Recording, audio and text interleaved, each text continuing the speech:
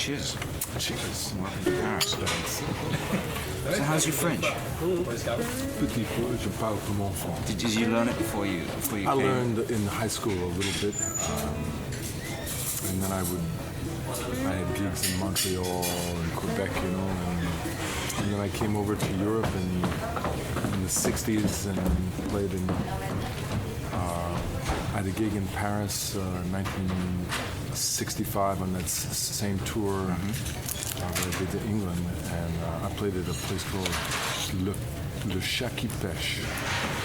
And there was a guy named Curtis Jones, a piano player from Texas who lived in Paris, an old timer, even then, and he was great. And so I did this gig with him, and I thought Paris was great. And I came back again in '66, and then again in '68. Realized that I'd better get my French together. And then in the late '70s, I started to tour in France every year, and I booked through Jean-Paul Berriolade and Jean-Philippe Martin-Père. Bon appétit. And they spoke, okay English, but the road guy who took me out, his name Claude Six. Claude Six didn't speak much English, but he was a good teacher of French to me. He got on my case. It got annoying after a while, but he's a nice cat. You live in New York? Yes, New York City. Yeah. You've always lived in New York I've always lived in New York. Although I've spent time in California, I've spent time in Macon, Georgia, I've spent time in Florida, but maybe a year at most. I always come back to New York. It's in me. Was your father from New York? Yeah. You're a pure, true New York family. My grandfather is from New York, and my great-grandfather is from New York. I just found that out, actually, about a month ago. What did your grandfather do? My grandfather was a railroad guy. He worked on the railroad and then became a railroad attorney. My great-grandfather was a soldier. Soldier? Yeah, he was a general under Grant, and became an explorer after that, an Indian scout.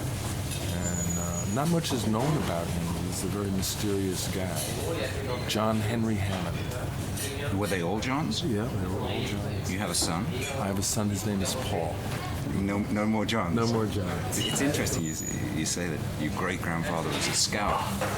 Do you feel there's a sort of scouting mentality in the family? Perhaps there is. I never thought of it like that.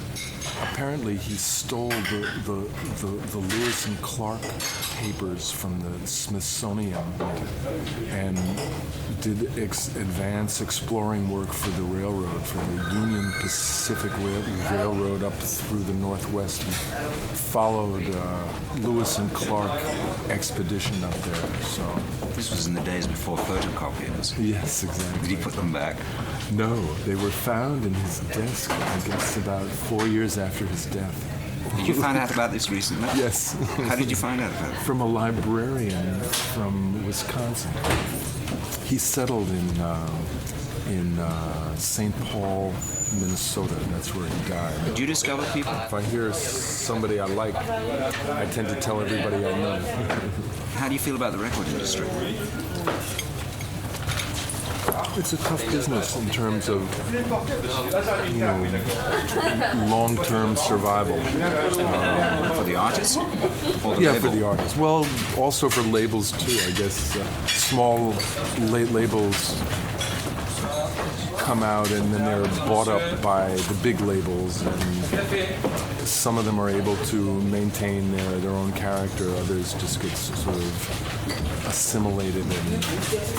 A bit like the railroads. Yes, like the railroads. Yeah. It's been very interesting for me in my career. I've not ever had a hit record, and yet I've made many records. So I think having signed with Point Blank and recorded 2 LPs for them, for the first time I really feel I'm with a label that likes me, that is in a good position to promote and to distribute their records worldwide. The reason I asked the question about the record label is because obviously it's impossible not to evoke your father. When you first started recording, you must have had, or people in record companies must have felt you had inside knowledge of the workings of a record label, and maybe it made them feel ill at ease. Maybe so. I know that it was difficult for me to communicate with record people because they all knew my father or knew of my father. And when I was with Atlantic, I had been signed up by Jerry Wexler, who idolized my father, and it made him feel very uncomfortable having signed me up and then not knowing what to do, because he didn't know how my father would react to whatever he did or didn't do. So he did nothing. And then I did a soundtrack to a film called Little Big Man, and had to sign a deal with Columbia because they were the producers of the movie. So that was awkward, and my dad was an A&R man, executive at Columbia, and I had nothing to do with him. It was very awkward. The first label that I recorded for was Vanguard, and that was fine because they liked me for who I was. They didn't, there was no real connection with my dad there, and they liked the way I played. So I made a lot of recordings for them, and now they're all being reissued.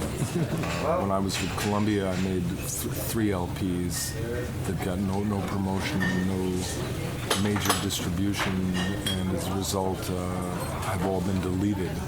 I made 3 LPs for Atlantic, and they were all deleted from the catalog.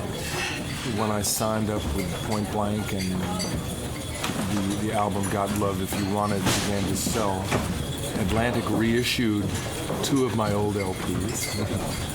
Columbia reissued 1 of my LPs, and Vanguard has reissued all of my old LPs. And the new album, and it's done okay. I guess everyone's happy. I'm happy. I'm not happy. I haven't heard the albums. My brother doesn't send them to me. I get Loudon Wainwright. Oh, Loudy's great. He's wonderful. Were they expensive records to make? No. Each took 4 days to record and 2 days to mix. Producer?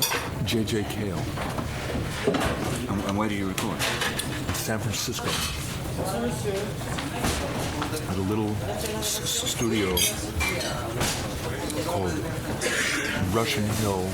That's where John Lee had recorded Mr. Lucky. Did you appear on the John Lee Hooker special, the TV? Yeah. That they did in the little pub? Yep. Yeah. I was the first one. Ry Cooder was there. Ry Cooder, Charlie Musselwhite, Bonnie Raitt, Robert Cray, Albert Collins, Johnny Johnson. Oh, it was a great night. It was amazing. In a tiny club? In a tiny club. Where people play? Yeah, where people play. Where I play many gigs. What kind of gigs do you do in the States? And how many... I play probably 180 shows a year. Perhaps more this year. I don't know. It's been a lot of shows this year. But it takes me all over the world, and I'm on the road every month. And you travel alone? I travel alone or with my fiancée, who I'm about to be married November 24th. It's your marriage. I'm ready. Second wife? Third. Well, Loudon got through a few. Yes, he did. He tended to marry performers. Yes. Sisters at that. I admire Loudon. He's a great performer, a nice person, very real, down-to-earth guy.